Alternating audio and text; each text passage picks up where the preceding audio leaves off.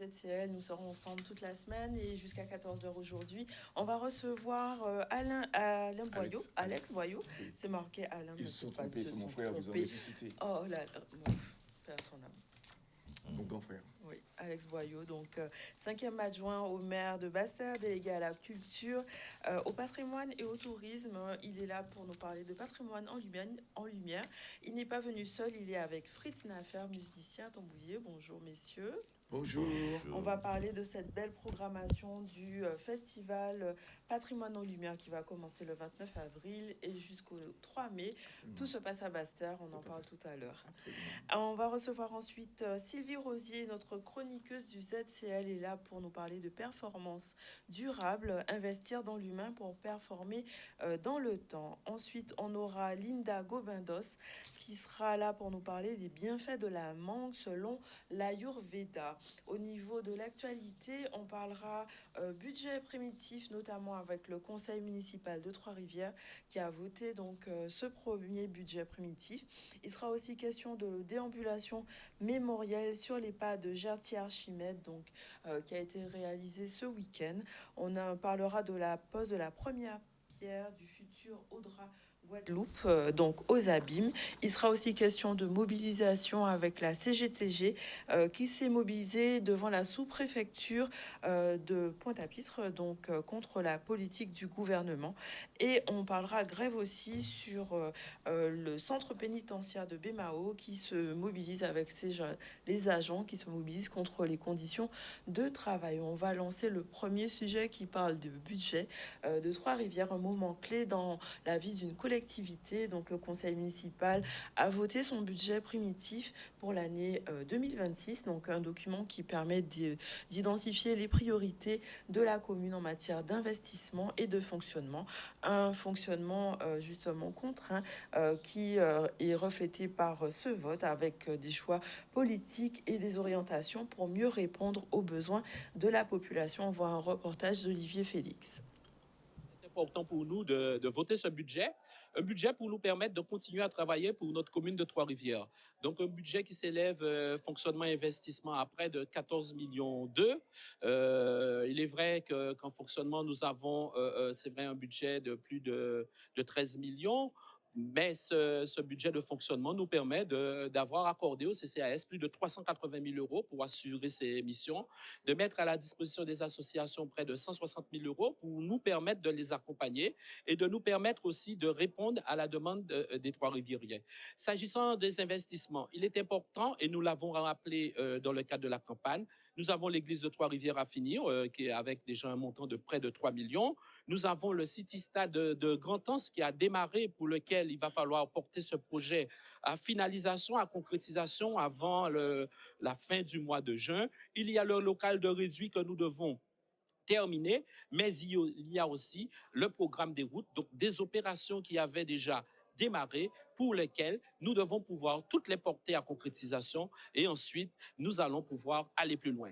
Aller plus loin, ce sera réaliser les études du parking de bord de mer. Aller plus loin, c'est réaliser et finaliser toute la partie administrative qui concerne la plage de Grand-Anse. S'agissant des charges de personnel, donc c'est une ligne toujours qui est analysée avec toujours autant d'attention. C'est la masse salariale est donc maîtrisée chez nous. Elle représente moins de 60%, 61%. Certains diront. L'essentiel, c'est qu'il y a de cela quelques années, nous étions au-delà des 72%. Aujourd'hui, nous avons pu réduire cette masse salariale. Donc, c'est dire que nous faisons des efforts sur ces charges de fonctionnement. Nous allons pouvoir les amplifier sur d'autres lignes pour nous permettre d'avoir plus de moyens et travailler pour notre population de Trois-Rivières. S'agissant des impôts, c'est une question qui revient à chaque fois. Même en campagne électorale, elle revient. Nous avons rappelé que la ville de Trois-Rivières n'a jamais augmenté ses impôts. Il est vrai que très souvent, les administrés, les contribuables peuvent pouvoir se rendre à l'évidence de quelques augmentations, mais ces augmentations ne proviennent pas des décisions de la ville, mais proviennent des réévaluations normales qui sont opérées dans le cadre du calcul des impôts. Je remercie les élus, je remercie tous ceux et toutes celles qui ont participé à ce conseil municipal de ce matin. Voilà donc des décisions importantes qui structurent le territoire, mais aussi un devoir de mémoire. On va parler de Gertie Archimède pour mieux comprendre notre présence. C'est important aussi de faire vivre la mémoire. Et une déambulation mémorielle a été organisée sur les pas de Gertie Archimède, donc figure emblématique de la Guadeloupe, première femme avocate, militante engagée auprès des droits humains et autour de l'égalité. À travers ce parcours, des participants, des citoyens ont pu découvrir ou redécouvrir son héritage, l'impact de son combat dans la société. On voit un reportage d'Olivier Félix. C'est une manifestation qui s'inscrit dans un cycle que nous organisons cette année pour honorer la mémoire de Gertie Archimède. Nous avons d'abord eu une projection de film, Angela Davis et Gertie Archimède, Sœurs en destin, la semaine dernière. Et ce week-end, c'est-à-dire aujourd'hui et demain, nous avons 2 manifestations. Donc, celle d'aujourd'hui dans les rues de Basse-Terre pour une déambulation mémorielle. Donc, nous marchons vraiment sur les pas de Gertie. Nous allons effectuer son trajet quotidien. Et demain, nous aurons un hommage solennel sur la place Gertie Archimède à Mornal. Ces 3 événements qui se suivent, eh bien, nous font voir qui est Gertie Archimède, une femme exceptionnelle qui a été pionnière et qui mérite notre reconnaissance et notre fierté. Il faut savoir que l'idée même du musée n'est survenue que 3 ans après le décès de Gertie Archimède.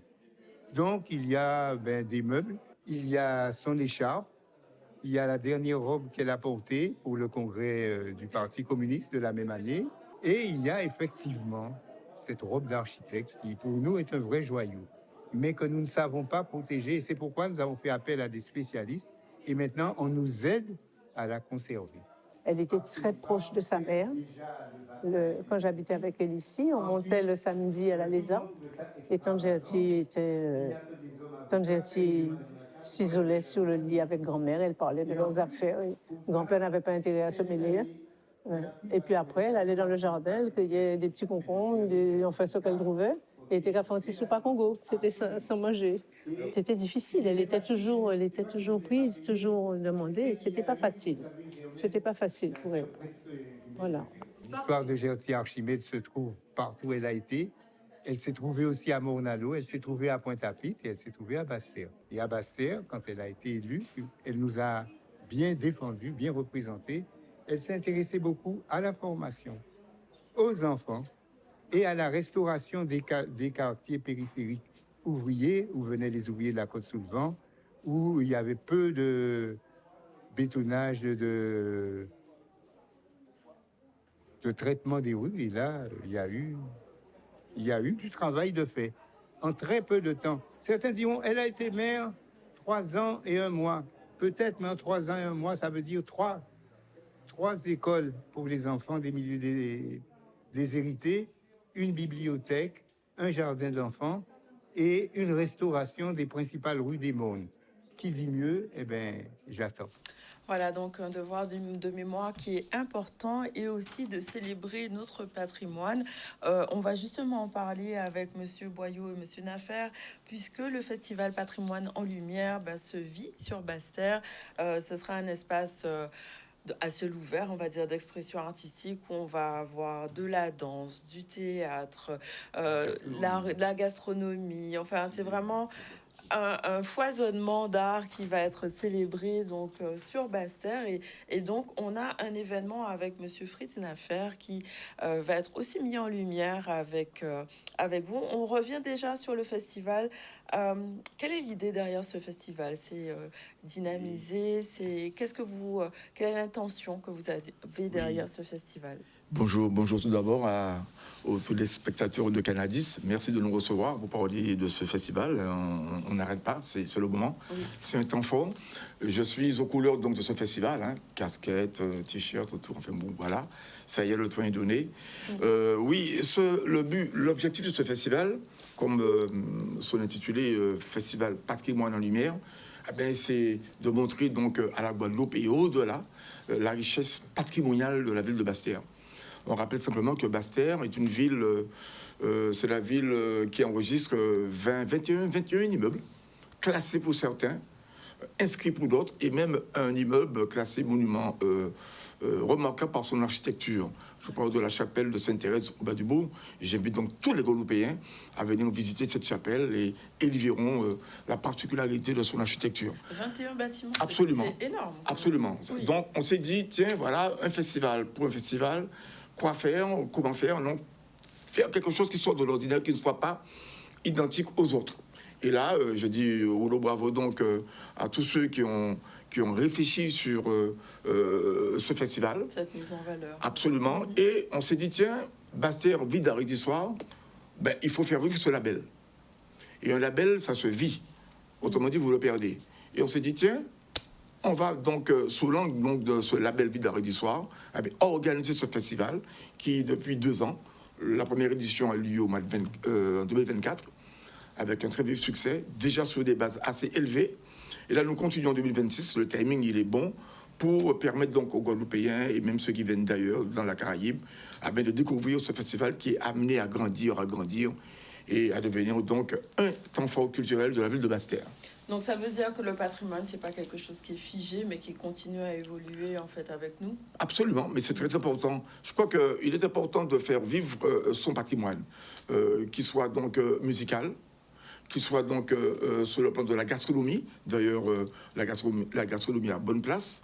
Qu'il soit au niveau donc du Goka, on va en parler tout à l'heure avec M. Fils d'Affaires. Le Big Banka est bien présent. Je rappelle que le Goka est inscrit au patrimoine immatériel donc, de l'UNESCO. Donc, il va en parler mieux que moi. En tout cas, c'est pour nous, à Basse-Terre, l'occasion de mettre en lumière donc, tous ces patrimoines, si l'on veut dire.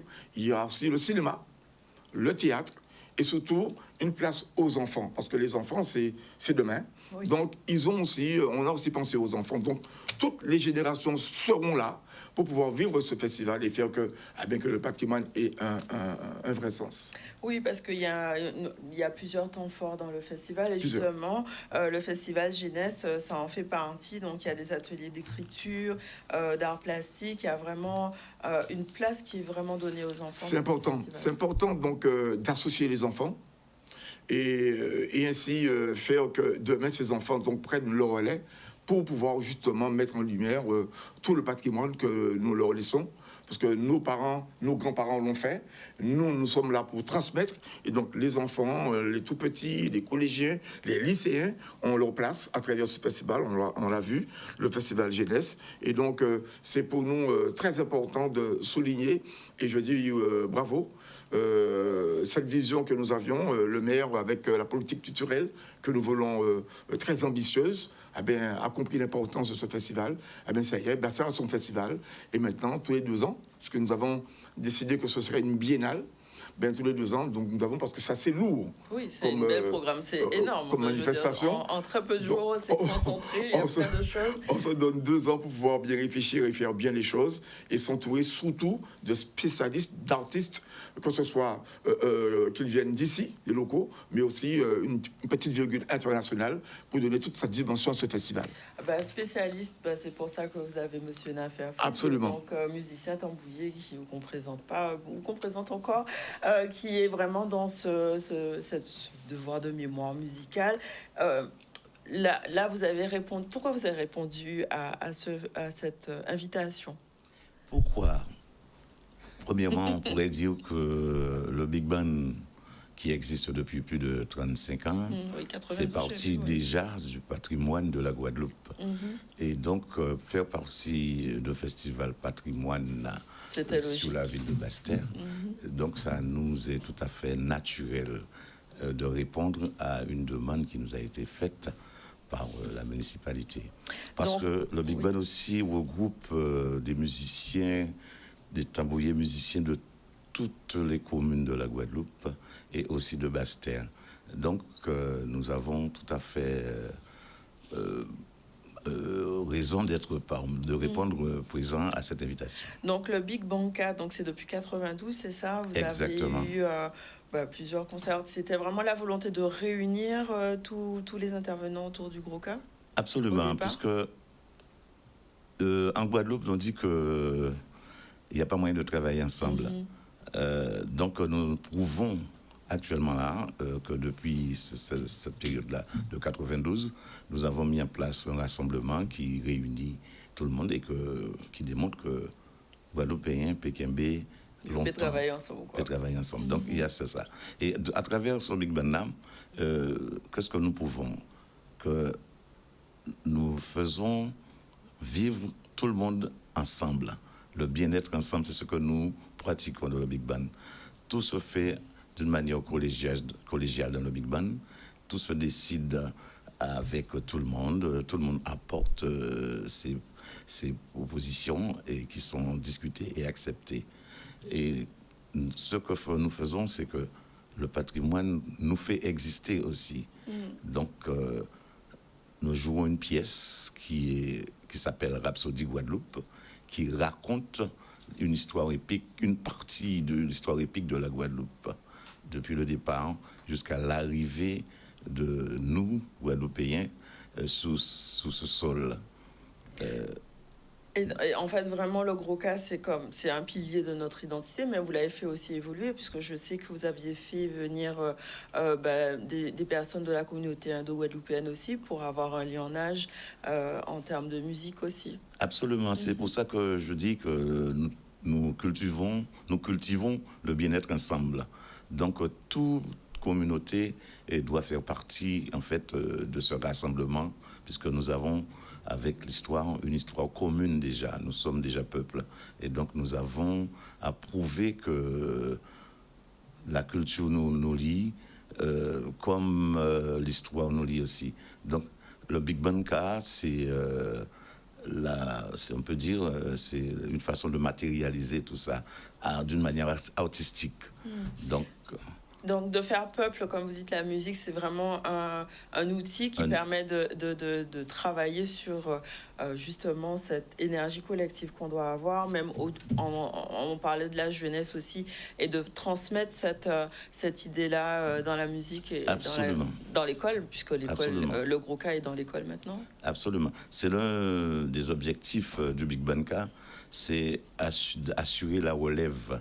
C'est pour ça que nous, qui avons déjà plus de 30 ans dans le Big Band, nous sommes avec des jeunes qui sont là depuis leur plus jeune âge, notamment Olivier Dom, qui était là depuis il a 10 ans. Ensuite, Sonny Troupé aussi, pareil. Et actuellement, nous faisons la transmission déjà, nous faisons le passage de relais pour ces jeunes pour qu'ils puissent prendre en main cette action et ce mouvement qu'on peut appeler comme ça, qui dure. Et ils ont leurs propositions à faire, bien qu'ils ont déjà fait leurs propositions aussi pendant la création des pièces, puisque ce sont des pièces que nous jouons, avec aussi en transversal, nous travaillons avec un peintre, nous travaillons avec une chorégraphe, Madame Lena Blue, qui a mis en place les chorégraphies. Nous avons les chœurs. Ensuite, nous avons une section de calebasse. Là, nous donnons toute leur valeur à chaque instrument qui accompagne d'habitude l'instrument Ka. L'instrument Ka, d'une manière générale, dominant. Mais là, nous mettons en valeur, comme je dis tout à l'heure, tous les calebasses, les concalambis, les siacs, et tout ça joue ensemble raconte leur histoire, indépendamment de l'instrument Ka. Et après, nous allons nous mettre ensemble pour jouer. Il y a la danse aussi qui fait partie de ce spectacle que je dis, qu'on peut appeler ça un spectacle. Et là, nous avons M. Eliac qui pratique un décor. Le décor est pratiqué par lui, mais nous, comme nous sommes dans la modernité, avec ce qu'on appelle le mapping, qui est le décor projeté. Donc on sent qu'il y a une vraie évolution aussi, une vraie création artistique autour de ce spectacle. C'est une vraie création artistique. Et c'est une pièce qui évolue en fonction des époques, en fonction des âges. Donc, en fonction aussi de la modernité. Donc, c'est ce que nous faisons actuellement là. Et nous invitons la population guadeloupéenne à venir découvrir, pour ceux qui ne l'ont pas encore vu dans cet aspect-là, ou ceux qui l'ont déjà vu il y a 2 ans à l'archipel, l'évolution qu'il y a eu derrière. de revenir, redécouvrir et découvrir les évolutions qui se font. Spectacle, en fait. C'est un spectacle revisité, on peut dire ça comme ça, mais avec tout ce que nous avons pu mettre dedans pour créer des émotions et les partager avec notre population et la Guadeloupe. Nous travaillons pour la Guadeloupe, pour le bien-être, comme j'ai dit tout à l'heure, le bien vivre ensemble. C'est ce que nous pratiquons et c'est ce que nous prônons.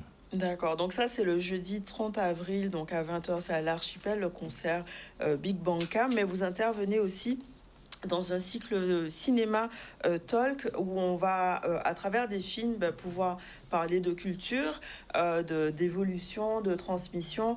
Comment vous vous situez par rapport à tout ça, puisqu'on a parlé de la jeunesse, de l'importance de la transmission? Qu'est-ce que vous voulez faire ressentir aux personnes qui viendront à ce cycle cinéma Gros-Cas? Tout simplement, j'ai une histoire au niveau de la culture en général en Guadeloupe, au niveau du Gros-Cas. Donc, je veux faire partager mon vécu, ce que j'ai vécu, qui est important pour situer là où nous sommes actuellement. Donc, c'est tout simplement que je vais en partie commenter aussi les films qui vont être projetés et donner mon avis sur ce que je vois et ce qui... sur l'évolution, ce que vous voyez. Alors, juste pour donner un petit avant-goût, c'est quoi quel est votre point de vue par rapport à l'évolution du Gros-Cas, aux influences, à comment ça a évolué depuis, on va dire, le départ et jusqu'à maintenant? Qu'est-ce que vous voyez? Quel est votre positionnement? Le Gros-Cas a été un moment décrié, mais actuellement, le Gros-Cas est devenu affirmation identitaire. Le Gros-Cas est devenu un produit de valorisation dans la mesure où nous voyons que dans les écoles, on demande du Gros-Cas, à l'église, il y a du Gros-Cas. Dans chaque famille, dans presque chaque famille, il y a un instrument Ka représenté, ou bien il y a un enfant ou un parent qui chante ou bien qui danse dans une association de danse ou de pratique de Gros-Cas. Donc c'est déjà une acceptation de la population de dire que nous avons un instrument, une expression fédératrice. Une expression fédératrice qui est le Gros-Cas. Donc, voilà cette évolution qu'il y a eu. Et puis, à travers tout ça, ça ne s'est pas fait aussi facilement que l'on croit. Nous devons, nous, de ma génération, de temps en temps prendre la parole et expliquer certaines histoires, et nous dirons épiques, et certaines histoires assez comiques qui illustrent cette évolution, qui illustrent cette acceptation du Gros-Cas en Guadeloupe. Donc, oui, on parle vraiment d'une acceptation. Et maintenant, on est dans ce qu'on appelle les industries culturelles et créatives, donc de voir la culture comme un vrai levier économique. Est-ce que le Gros-Cas pourrait rentrer dans cette dynamique-là économique, en fait, un vrai levier? Le Gros-Cas est déjà dans cette démarche depuis un moment, puisque avant on ne trouvait pas des fabricants de cas. Actuellement, les fabricants de cas sont allés chercher la connaissance, et maintenant nous avons plusieurs acteurs qui vivent, professionnels qui vivent de on pourrait quand même aller plus loin, selon vous? Aller plus loin, oui, nous pouvons aller plus loin. Nous allons déjà plus loin. Dans la mesure où le Gros-Cas, même à l'université, il y a eu ce qu'on appelle un cas à partir de l'électronique qui a été créé et que nous avons expérimenté. C'est déjà quelque chose. Nous avons aussi plusieurs professeurs et écoles de Gros-Cas qui vivent de cette pratique. De cette pratique. Donc, nous pouvons dire que ça rentre déjà dans l'économie de la Guadeloupe, puisque nous avons des professionnels dans tout ça. Et puis, autrement, le spectacle de Gros-Cas, jusqu'à une certaine limite, fait vivre un certain nombre de tambouillés, un certain nombre de danseurs et de danseuses par les spectacles. Il y a beaucoup à faire encore. Il y a beaucoup à faire au niveau surtout des organisateurs qui doivent comprendre qu'on doit avoir un accompagnement sérieux. Bon, on pourra en reparler, rester là, en parler pendant longtemps. On a dit donc 2 dates à retenir. Donc 20 avril avec le concert Big Bang Cassé à l'Archipel, 20h. Et donc le cycle cinéma, c'est le premier. Et donc c'est de 9h à midi. Et ça se situe à l'auditorium Jérôme Cléry. Absolument, voilà. Absolument. Là, et je crois que quand on écoute, j'ai écouté religieusement Fritz, Monsieur Laffaire, et la ville de Basse-Terre prend toute sa part et participe justement à faire connaître mieux encore le gros cas. Aujourd'hui, il a dit le gros cas est dans tous les salons. Alors, comme il a dit, c'était décrié. C'est fini, ça. Oui, maintenant, si vous voulez vraiment exister, quelque part artistiquement, vous devez jouer du Goka. Et donc, par conséquent, tous nos enfants, je dis bien tous nos enfants, aujourd'hui, partout en Guadeloupe, nous avons des écoles de Goka. Et donc, c'est une manière pour nous de mettre en lumière tous ceux qui pratiquent, justement, et qui dispensent l'enseignement du Goka. Dans les écoles, dans les universités, dans les lycées, partout. Et j'ai parlé donc de l'inscription à l'UNESCO. Ben oui, comme pour tout, il y a un débat. Il y a des pour et des contre. Mais en tous les cas, aujourd'hui... C'est ce qui fait avancer. Absolument. Aujourd'hui, le Goka est inscrit. Qu'est-ce qu'on en fait? Si je fais un parallèle avec le reggae, aujourd'hui, le reggae, tout le monde sait que c'est la Jamaïque. Ah ben, quand vous entendez le Goka, c'est un réflexe que de se dire c'est la Guadeloupe. Et donc, partout sur la planète, je crois que c'est l'objectif, quand vous entendez le Goka égale Guadeloupe, n'ayons pas peur de le dire, parce qu'il y a des pionniers, il y a des gens qui, comme Fritz Laffaire et d'autres, qui sont là et qui font vivre le Goka et à qui nous devons rendre cet hommage. Juste pour conclure. Concernant l'inscription à l'UNESCO, c'est un vaste débat. Ça a été un gros débat qui a partagé. Oui. Bon. Donc, mais le Goka n'est pas seulement musique et danse et chant. Donc, le Goka, c'est aussi de l'histoire, comme j'ai dit dans mes propos. Le Goka, c'est aussi la gastronomie, c'est le jardin. Il n'y a pas de culture sans Goka.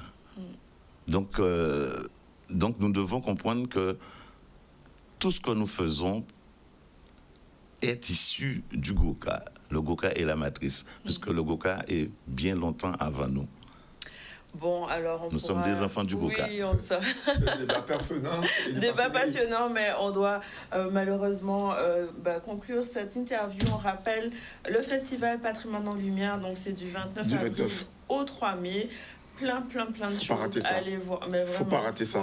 Faut être sur Basse-Terre. Absolument. Ça fait vraiment un dialogue entre le passé et le présent. C'est vraiment... Absolument. On a fait focus aujourd'hui sur le Goka, mais il y a d'autres artistes aussi. On reviendra Bitova, Dolmen, enfin bref, il y a un foisonnement donc, de culture qui, en 5 jours, va faire que Basse-Terre va donc bouillonner et transmettre. Absolument. Bon. Merci beaucoup, messieurs.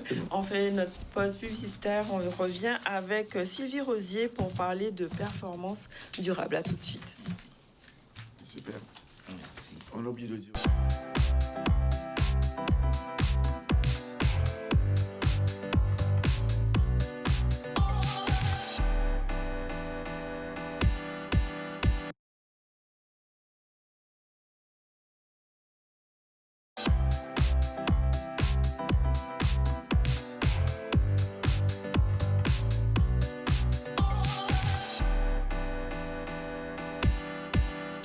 Nous voilà de retour sur le plateau du ZCL et on va recevoir Sylvie Rosier qui est là avec nous pour nous parler de performance durable. Bonjour Sylvie. Bonjour.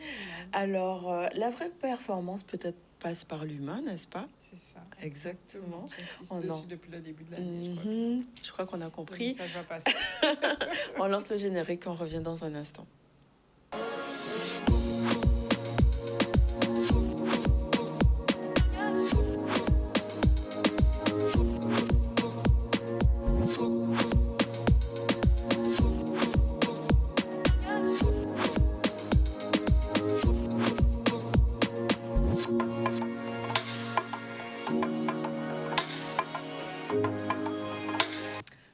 Donc, dans un monde où tout va vite maintenant, la performance est toujours centrale. Et justement, aujourd'hui, on va développer cette capacité à tenir dans le temps sans s'épuiser. On en parle avec toi aujourd'hui. Et tu voulais aller plus loin dans ce concept. Aller plus loin dans ce concept et aujourd'hui parler plus en détail des valeurs. Parce qu'en fait, on oublie ou on n'y pense pas, mais en fait, chaque personne a ses valeurs. Et du coup, forcément, dans une équipe, dans une entreprise, ça peut ne pas matcher si on ne fait pas attention aux valeurs fondamentales de chacune des personnes. Parce que ces valeurs-là, c'est quelque chose avec lesquelles on n'arrive pas, même si on le voudrait, sur le long terme, on n'arrive pas à y déroger parce que ça dérange notre fonctionnement, nos attentes et nos... Et dans le travail, ça peut impacter le travail, ça peut impacter parce que si à un moment, la personne, elle ne se sent pas alignée avec le fonctionnement et donc ça heurte le travail qu'elle est en train de faire, heurte ses valeurs, au début, elle va essayer de s'adapter, elle va essayer de compenser pour que ça passe, mais à un moment ou à un autre, ça va casser. Et donc, du coup, à force de faire des efforts, d'essayer de compenser, au moment où ça casse, c'est déjà trop tard. C'est déjà trop tard. Quand ça casse, soit la personne perd complètement d'engagement, donc du coup, elle est là et elle va faire ses tâches, mais sans aller plus loin, sans être force de proposition, sans être 100% engagée, ou elle va partir carrément parce que finalement, ça ne correspond plus du tout à ce qu'elle attend et à ce qu'elle veut faire ou apporter.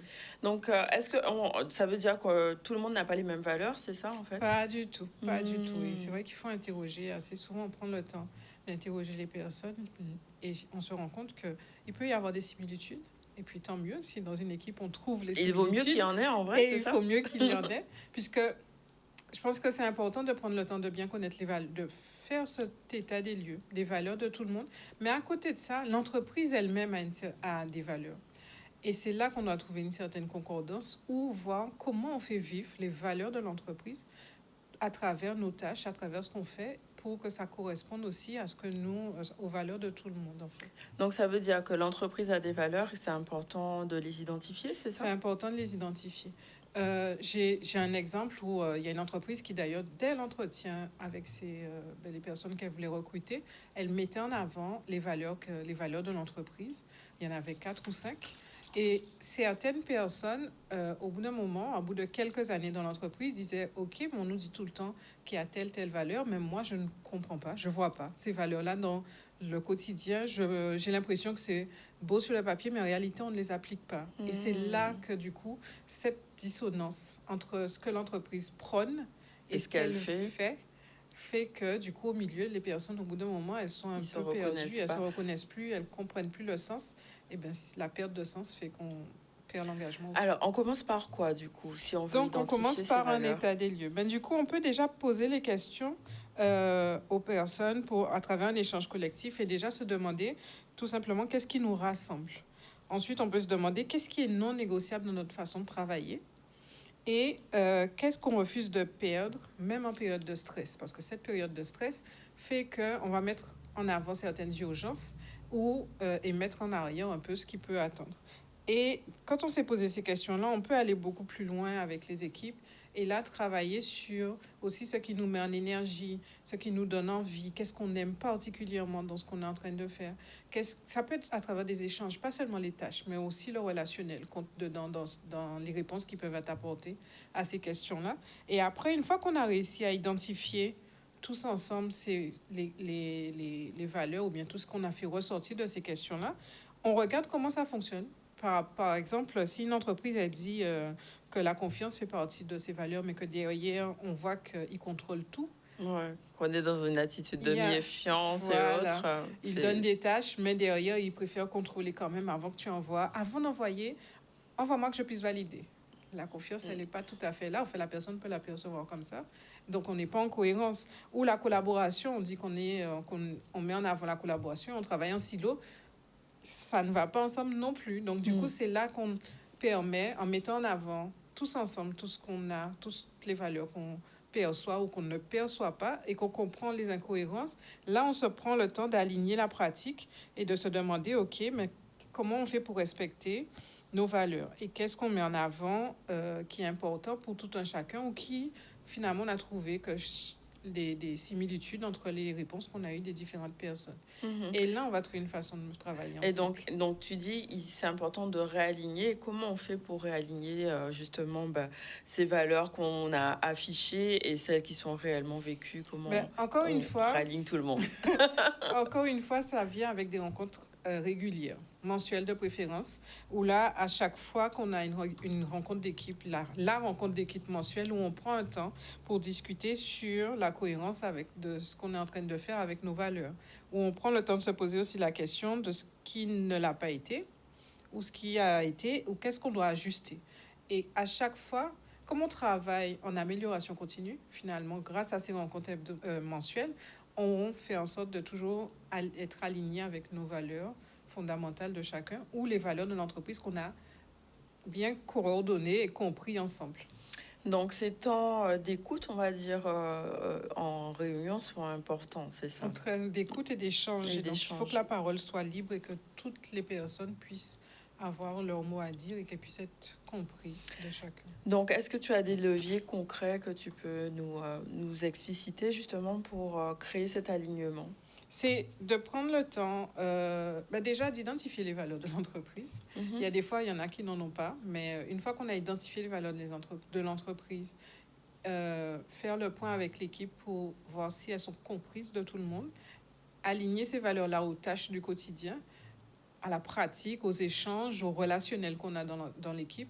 Et le manager, lui, après, de faire le point, de prendre le temps, chaque mois, comme je disais, de travailler avec ses équipes et de se reposer les questions pour voir si on est toujours aligné sur les valeurs de tout un chacun et que tout le monde ait demandé comment on se sent et qu'est-ce qui va, qu'est-ce qui ne va pas pour s'ajuster dans le temps et que ça fasse que ça fonctionne. Donc, le manager, il a vraiment un rôle important, en fait. Il a un rôle important parce que c'est lui qui est gardien de la cohérence des valeurs de l'entreprise et des valeurs qu'on a mis en avant avec l'équipe. Et donc, après, il doit faire attention à... Même s'il sent qu'il y a quelque chose qui commence à manquer, lui aussi, il peut déclencher une réunion, j'allais dire. Déclencher un moment de partage où on se dit, attendez, on prend 5 minutes, il y a quelque chose qui fonctionne pas là. Et on en parle. Et c'est à lui d'être, comme c'est lui le gardien, mais c'est à lui aussi de mettre des petits warnings quand il sent qu'il y a quelque chose qui peut être... Donc, d'où l'importance de bien accompagner les managers, j'imagine, parce qu'il faut qu'ils soient véatifs à ça. C'est ça. Et donc, les valeurs, du coup, on va... vraiment pouvoir les incarner, que ce ne soit pas juste un panneau joli d'affichage à l'entrée d'une entreprise. Exactement. Il faut pouvoir les incarner, c'est important. Voilà, donc pour que les salariés restent toujours engagés dans leur travail et qu'ils soient efficaces. C'est ça, c'est l'efficacité et rentable en même temps. Voilà, c'est ça. Puisqu'on parle beaucoup de performance, mais la performance passe par plein de leviers, dont la reconnaissance, le sens et les valeurs qu'on met en avant dans le fonctionnement qu'on a dans l'entreprise. D'accord, merci Sylvie pour ce sujet, puisque je pense que ça va permettre de renforcer durablement l'engagement des salariés et de mieux comprendre les valeurs d'une entreprise pour rester ensemble, travailler ensemble, de mieux vivre ensemble. Oui. Merci Sylvie, et la prochaine chronique, on a hâte de la découvrir. Boostez-vous. Merci. Merci beaucoup. Alors, on va revenir à l'actualité et parler de justement la première pause de la pierre concernant l'Audra Guadeloupe. Donc, une mobilisation importante pour l'avenir de notre territoire. Première pierre qui marque le lancement concret d'un équipement qui est attendu, dédié à l'aménagement et au développement durable. On parlait de durabilité tout à l'heure. Un projet qui permet donc d'avoir des stratégies territoriales et d'intégrer des enjeux majeurs comme l'urbanisme, l'environnement et la planification. On en parle justement avec Loïs Laine qui nous a permis de voir cette étape importante dans la construction du nouveau CHU. C'est un projet qu'on a mûri depuis déjà plusieurs années, parce que dès qu'on a su que le CHU va déménager, on a dû nous aussi commencer à rechercher une solution pour nous relocaliser quelque part. On a ce terrain à Petit Pérou, donc il nous convient très bien, d'une superficie de peu plus de 10 000 m², et pour accueillir notre bâtiment, il faut 2 500 m² de plancher et sous 2 niveaux, donc 5 000 m² de bâtiment. Ce bâtiment va accueillir tous les services de prise en charge de l'Audra, toutes les formes de dialyse que nous faisons, que nous effectuons actuellement, mais il va aussi accueillir tous les services logistiques et administratifs et techniques, y compris la pharmacie. Donc c'est pour ça que le bâtiment est aussi important en termes de taille. Hein, voilà. Il doit aussi permettre d'améliorer le parcours de soins des patients pour les différentes consultations qu'il doit faire avec les différents spécialistes. Hein. Ah, effectivement, la Banque des Territoires finance la construction de ce nouveau centre de dialyse. Ça représente 16,3 millions d'euros. Donc c'est une somme conséquente. 16,3 millions d'euros pour un prêt à 40 ans, donc très long, et à un taux d'intérêt de 1,9%, donc très bas, qu'on finance grâce à la mobilisation du livret A, puisque la Banque des Territoires est chargée d'utiliser les dépôts des Français qui sont centralisés à la Banque des Territoires pour financer des projets d'intérêt général, des projets qui bénéficient à toute la population. Et je crois que ce centre de dialyse ici qui va être construit par l'Audra, c'est vraiment un projet qui fait énormément de sens pour la santé. On connaît les dégâts que cause cette pathologie. Et donc nous, collectivité de toutes les solidarités, c'est pour cela que nous apportons notre contribution pour garantir ce financement conséquent et pouvoir accompagner l'Audra. Nous l'avons dit, nous faisons beaucoup d'efforts en termes de prévention de la santé, mais aussi pour accompagner ces différents projets, puisque là, cela concerne l'insuffisance rénale, mais il faut citer aussi diabète, hypertension artérielle. La région intervient dans ce projet en tant que garantie, puisque c'est vrai qu'on apporte 10% pour pouvoir permettre aux prêts de se réaliser, pour pouvoir concrétiser ce projet de l'Audra. Donc c'est vrai que c'est un établissement très important pour les patients de Guadeloupéens, les patients dialysés de la Guadeloupe.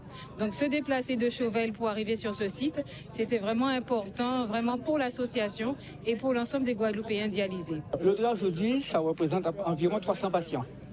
300 patients répartis un peu sur tout le territoire de la Guadeloupe. Et donc aujourd'hui, l'idée c'est de sortir, d'accompagner la sortie du CHU. Parce que nous savons tous que le CHU a déménagé. Et donc nous travaillons en corrélation avec le CHU. Donc, de facto, nous déménageons, nous suivons le CHU. Et donc nous avons trouvé la possibilité de nous installer pas loin du CHU. Et donc aujourd'hui, nous sommes en capacité de pouvoir, permettre à nos patients, en cas de difficulté, d'être à 2 minutes du CHU. Et donc, aujourd'hui, l'idée, c'est ça. Voilà donc une étape importante dans la construction de l'avenir du CHU. C'est aussi important de laisser les voix s'exprimer et les inquiétudes et tensions sociales sont prégnantes. Justement, une mobilisation de la CGTG s'est fait entendre sur la sous-préfecture. Ils se sont rassemblés pour dénoncer la politique du gouvernement et les conséquences sur notre territoire. On en parle avec Michel Depape. Nous devons la sous-préfecture depuis à 10 heures. À 10 heures pour nous dénoncer les augmentations certainement qui sont faites le 30 avril. Et le prix à baril pétrole là, si marché là. Bien que nous pas acheter pétrole à sortir des Trois d'Ormuz, nous rappelons des augmentations qui pour nous qui pas ni pont justificatif. Parce qu'il n'y a même pas qu'à nous les éléments pour vérifier pour transparence si tarif là ça. Très certainement nous avons une augmentation. Une augmentation qui a des conséquences parce que c'est aggravé la situation à travailler, à les malheureux, à les retraités, à les chômeurs. Deuxièmement, il y a aussi d'autres problèmes qui sont aussi graves qu'il y a dans tout, notamment la question de l'eau. Nous attendons qu'il y ait un plan de 145 millions d'euros qui va mettre sur l'eau. Nous avons dit, soi-disant, pour permettre que les gens aient de l'eau à robinet et à Kazayo, pour bien desservir la population de l'eau.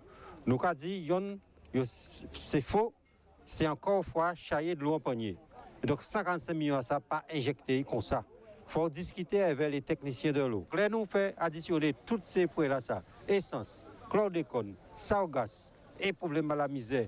Donc le chômage, eh bien, nous avons dit qu'il faut que nous ayons des salaires décents, des pensions de retraite décents et des minima sociaux décents et une indemnisation conséquente. Donc ça veut dire que donc faut nous dire de quoi pour faire face à la vie chère. Donc faut nous gouber et pour pas nous plairer, que nous gagnons, faut nous passer à l'action.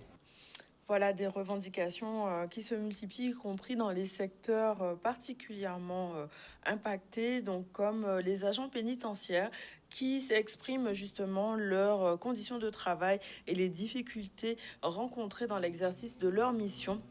À Bemao, donc, les agents sont en grève entre surcharge, insécurité et reconnaissance. Ces professionnels tirent la sonnette d'alarme concernant leur situation qui est jugée préoccupante. On voit un reportage de Solène Fèvre. Nous sommes là depuis 6 heures ce matin Parce qu'aujourd'hui, nous avons décidé de faire une prison morte. Prison morte, pourquoi?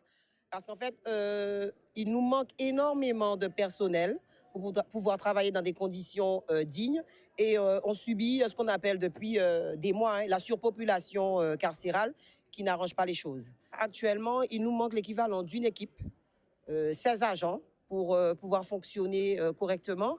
Et donc, ce sont des agents, les agents présents sont rappelés en permanence pour pouvoir renforcer les équipes du fait de ces personnels manquants.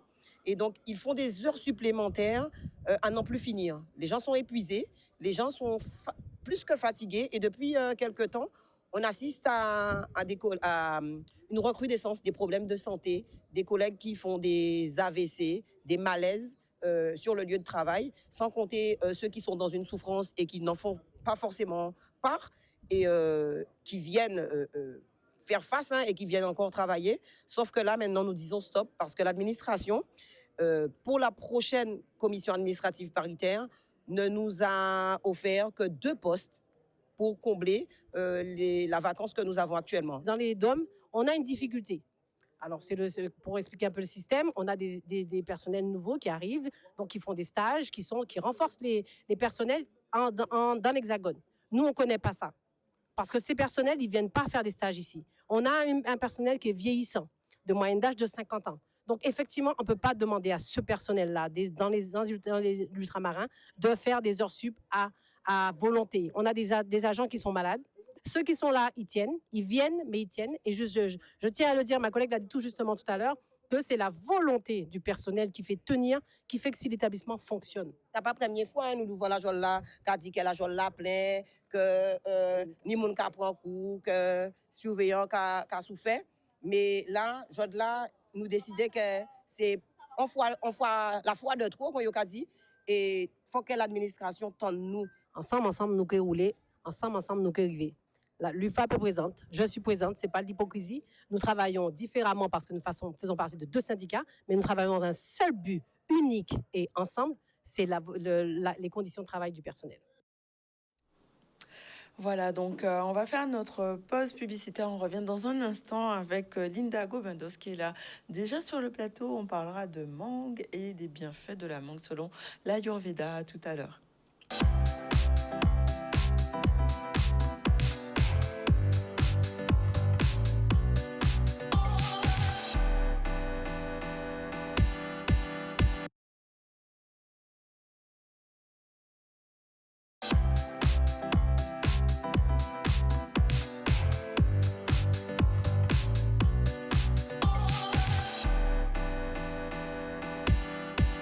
De retour sur le plateau du ZCL, 3e partie, on est avec Linda Gobendos, bonjour. Bonjour. Et on va parler de mangue, un fruit qu'on connaît bien en Guadeloupe, mais peut-être qu'on ignore les bienfaits. Exactement. On en parle justement selon l'Ayurveda. On lance le générique et on revient tout de suite.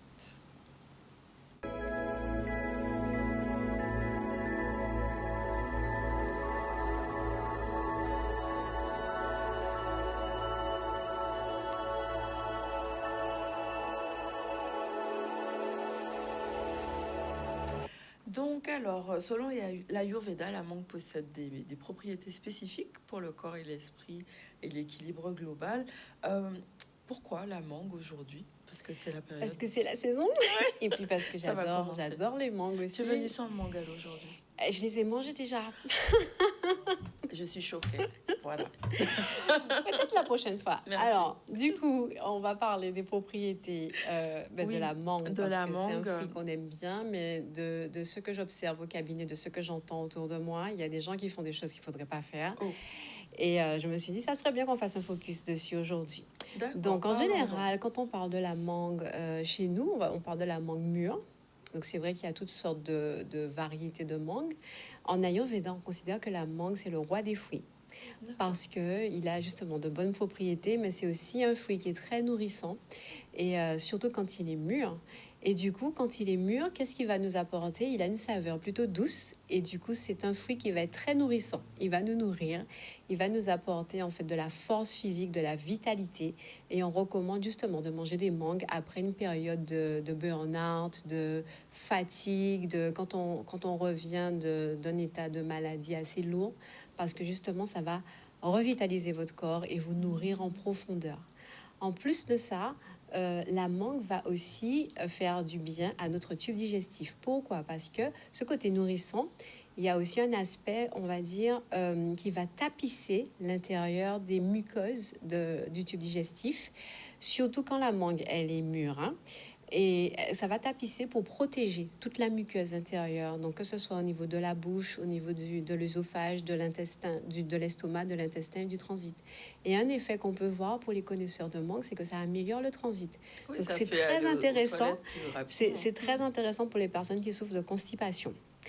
Ensuite, il y a aussi un effet sur tout ce qui va être ballonnement. Ça réduit aussi les ballonnements, mais je vais vous parler tout à l'heure après de ce qu'il faut éviter pour créer les ballonnements avec la mangue. Ensuite, il y a un petit effet diurétique. Donc, il n'est pas aussi, c'est pas un diurétique puissant, mais il va aider en fait à travailler sur le système urinaire et à renforcer tout le système urinaire, notamment les reins. Et il peut aider aussi à renforcer les organes génitaux, que ce soit chez la femme ou chez l'homme. Parce que, alors, ça va tonifier. Chez la femme, ça va tonifier l'utérus. Ça peut aider à renforcer justement l'endomètre pour la femme qui veut tomber enceinte. Et oui, et ensuite, c'est un fruit qu'on recommande chez la femme enceinte parce que justement, les effets nourrissants peuvent faire du bien au fœtus dans son ventre, mais également quand elle va allaiter, puisque la mangue permet de produire, de stimuler la production du lait. Et petit détail important, c'est que ça donne une petite saveur douce à votre lait. Donc, bébé va adorer. Donc, on parle pas souvent de ça, mais en Ayurveda, on met ça en avant. Et chez l'homme, les organes génitaux, ça peut booster en fait la libido.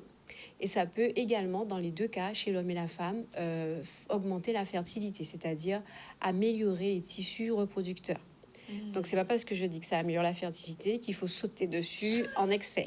Je vais en parler tout à l'heure. Parce qu'en vrai, donc là, tu parles spécifiquement du fruit, mais est-ce que tu vas en parler un peu de la feuille ou... Oui, je vais parler des autres parties, puisqu'en Ayurveda, on utilise toutes les parties de l'arbre. Mais là, on fait d'abord le focus sur le fruit, parce que c'est ce qu'on utilise le plus couramment. Et la différence mangue verte, mangue mûre... Voilà, donc tu m'invites à le faire déjà. La mangue verte, elle est plutôt chauffante, acide et astringente. Donc, on n'est pas du tout dans la saveur douce qui va nous faire nous nourrir. Là, on est dans une saveur qui va être plutôt agressive. Donc, à la longue, la mangue mûre, elle va rafraîchir, mais la mangue verte, elle va être plus chauffante. En Guadeloupe, la communauté indienne, ils préparent quelque chose qu'on appelle le roulka. Donc, c'est de la mangue verte qu'on va préparer un peu comme une salade avec des épices. Et c'est souvent très épicé. Donc, la mangue verte seule, elle est déjà chauffante. Et quand on rajoute nos épices de chez nous qui piquent, un petit peu de piment, un petit peu d'herbe à faire. Bon, l'herbe à faire, ça rafraîchit, mais les autres épices, là, ça augmente encore son potentiel chauffant.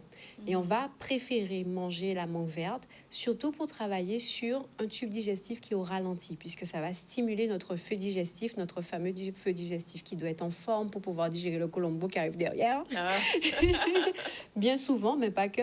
Et du coup, on dit que ça va nous permettre donc de revitaliser le métabolisme. Ça peut permettre de perdre du poids, puisque le côté chauffant va assécher aussi les mucosités, les tissus graisseux, mais également travailler sur les mucosités. Donc, si vous êtes, par exemple, vous avez tendance à avoir des allergies, les sinus se remplissent de rhume, vous avez ce qu'on appelle les poumons chargés en ce moment, puisqu'on est dans la saison des allergies, mangez vos mangues vertes pour pouvoir un peu assécher. Le côté astringent va assécher. En plus de ça, si vous avez un problème de défense immunitaire, vous êtes en train de tomber malade, vous pouvez manger les mangues vertes. Et là encore, ça va revitaliser votre métabolisme. Par contre, si vous faites de la prévention, c'est-à-dire que vous n'êtes pas malade, mais vous voulez renforcer vos défenses immunitaires, il vaut mieux manger les mangues mûres. Donc, les mangues mûres qui sont nourrissantes vont renforcer l'immunité en prévention.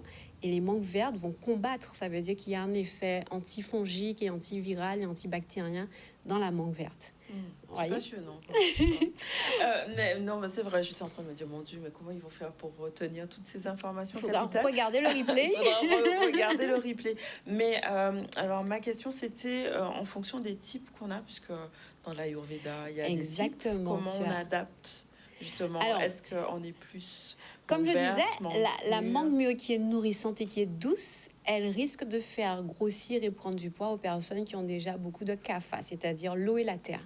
Ces gens-là ont naturellement un métabolisme au ralenti, donc tout le sucre de la mangue va se stocker volontiers au niveau du ventre et tout ce que vous... Là où on ne veut pas, en général.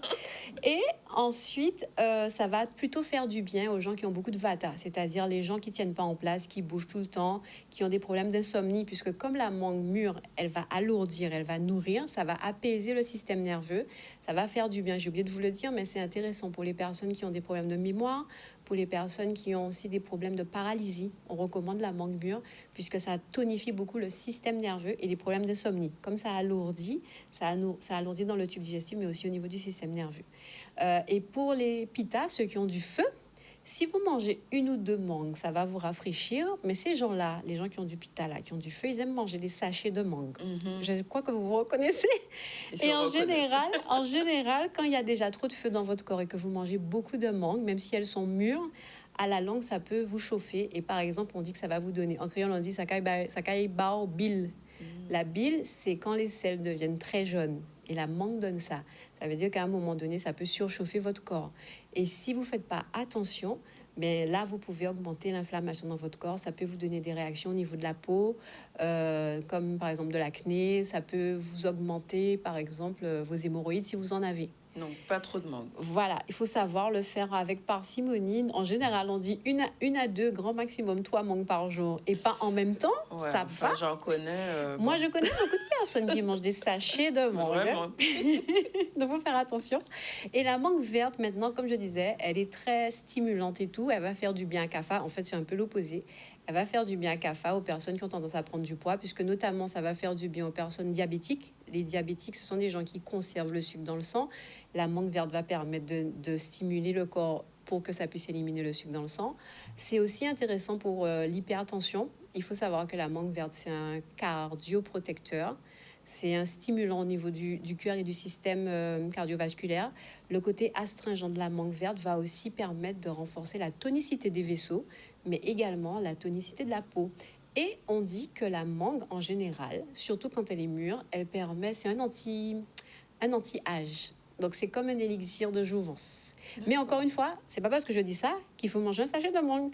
Ça peut avoir l'effet... mettre de la mangue sur son visage, non? Mais en général, c'est ce que je fais. Quand je mange ma mangue, moi, je garde la peau et je frotte sous mon visage. Je fais un petit... Je fais ça quand je suis toute seule chez moi. Je garde un moment sur mon visage et ensuite je rince et vous allez voir les effets. C'est très intéressant. Est-ce qu'il y a des contre-indications à tout ça? Mais c'est tout ce que je viens de dire, mais avant d'arriver aux contre-indications, j'ai oublié de te dire qu'on utilise aussi les feuilles, on utilise l'écorce et on utilise également la graine. Donc pour les diabétiques, on va faire une poudre avec la graine de la mangue. Comment on fait ça? On l'écrase et ensuite il faut avoir un mortier pour... C'est comme à l'époque, en temps longtemps. Hein, la roche là. Solide, d'accord, oui. Nos grands-mères avaient des sortes de grosses roches où on moulait tous ces trucs-là. Et on utilise la poudre surtout chez les diabétiques parce que c'est très intéressant pour réduire le taux de sucre dans le sang. On va utiliser les feuilles en bain pour rafraîchir, mais aussi en infusion pour stabiliser l'hypertension. Je tiens quand même à préciser que tous les conseils que je donne, ce ne sont pas des conseils médicaux, c'est juste à titre informatif. Il faut vous rapprocher de votre médecin pour avoir toutes les informations. Et l'écorce, on l'utilise aussi pour faire des bains de siège quand on souffre d'hémorroïdes. Et aussi, on peut faire une infusion avec l'écorce quand on a la diarrhée. Voilà. Waouh, que d'informations. Et donc, juste les contre-indications, c'est comme je disais tout à l'heure, éviter de manger en excès. C'est pas parce que c'est bon et que c'est là et que... il faut apprendre à respecter la saison des mangues aussi, parce qu'on a tendance à manger des mangues quand il fait très froid alors qu'elles sont pas là. Par exemple, en décembre, il n'y a pas encore des mangues. C'est pas la saison. Voilà, respecter les saisons. Et puis, l'autre chose, comme je disais, c'est en excès, ça peut vous faire plus de mal que de bien. Donc, faites attention. Et puis surtout quand elles sont vertes, à limiter, puisque en général les mangues apparaissent quand il fait chaud. Si vous en mangez trop quand elles sont vertes, ça va augmenter l'élément feu chez vous et ça peut augmenter des réactions inflammatoires dans votre corps. Ah, dis donc, on en a appris des choses aujourd'hui. Mais j'imagine que c'est important avec tout ça de bien connaître son fonctionnement. Exactement. Et d'être accompagné. Ça, c'est important. Tout à fait. Donc là, je vous ai parlé des mangues, mais il faut aussi apprendre à bien connaître votre corps. Et pour savoir sous quelle forme la mangue pourrait vous faire du bien. Donc pour cela, je propose... pour pas être perdu, parce que pour savoir déjà dans quel type on se situe. Est-ce que vous avez plus de pita? Est-ce que vous avez plus C'est déjà quelque chose. J'imagine que tu proposes des accompagnements pour ça. Exactement. Donc je propose des accompagnements en collectif, et dans l'accompagnement en collectif, en fait, on peut se connecter sur mon site internet pour rejoindre ce que j'ai appelé l'espace mieux-être, où je donne beaucoup d'informations sur l'éducation, où les gens apprennent à ressentir les énergies dans leur corps pour pouvoir justement ajuster ce qu'ils mangent et leurs activités. Donc ça s'appelle l'espace mieux-être, tout le monde est le bienvenu. C'est spécialement créé pour les femmes, mais il y a quand même des hommes qui viennent et ils sont très actifs, donc ça me fait plaisir. Et pour ceux qui préfèrent un accompagnement individuel, je propose également cela. Toutes les informations sont sur mon site internet www.lindagobendos.com. Merci beaucoup, Linda, pour tous ces éclairages. Je pense qu'il faudra réécouter le replay pour prendre des notes et sinon aller vers les accompagnements que tu proposes. Merci beaucoup. Merci, et à très à bientôt. Toi. À bientôt. La prochaine fois, tu viens avec des mangues. Oui, Julie, oui. Tu les aimes aussi? Moi, c'est les Julie, sinon c'est pas. Moi aussi. Merci beaucoup. Merci. On a fini notre émission aujourd'hui. On a parlé de beaucoup de choses avec Monsieur Boyau. Il était question du festival Patrimoine en Lumière. Il est venu avec Fritz Nafer pour nous parler du concert qui aura lieu le 30 avril à 20h. Donc concert Big Banca à l'Archipel. Vous pouvez avoir l'accès à la billetterie par l'Archipel. Le site de l'Archipel vous permettra d'acheter vos billets. Il interviendra aussi Monsieur Fritz Nafer dans un cycle cinéma Gros Cas à l'auditorium Jérôme Cléry. Donc autour de films, il sera question de Gros Cas, de l'évolution et de sa vision de cette évolution. On a reçu Sylvie Rosier, chroniqueuse du ZCL. Elle a parlé de performance durable, comment investir dans l'humain pour performer dans le temps, justement. Et on vient de voir avec Linda donc les bienfaits de la mangue selon l'Ayurveda. Passionnant. Aujourd'hui, au niveau de l'actualité, il était question du conseil municipal de Trois-Rivières qui a voté son budget primitif 2026. On a parlé aussi de la déambulation mémorielle sur les pas de Gerty-Archimède. Donc, nous permettre de devoir de mémoire justement pour mieux comprendre le présent, donc avec cette femme, première femme avocate de Lille, militante engagée. On a vu aussi la première pierre en vue du futur Audra Guadeloupe, donc qui a été posée aux Abîmes. La CGTG se mobilise devant la sous-préfecture concernant la politique du gouvernement. Et on a vu aussi la grève sur le centre pénitentiaire de Bémao, des agents qui se mobilisent contre leurs conditions de travail. Voilà pour aujourd'hui l'actualité et nos invités. À la technique, on était avec Daniel. On se retrouve demain dans le ZCL pour une prochaine émission. Prenez soin de vous et bon appétit si vous n'avez pas encore déjeuné.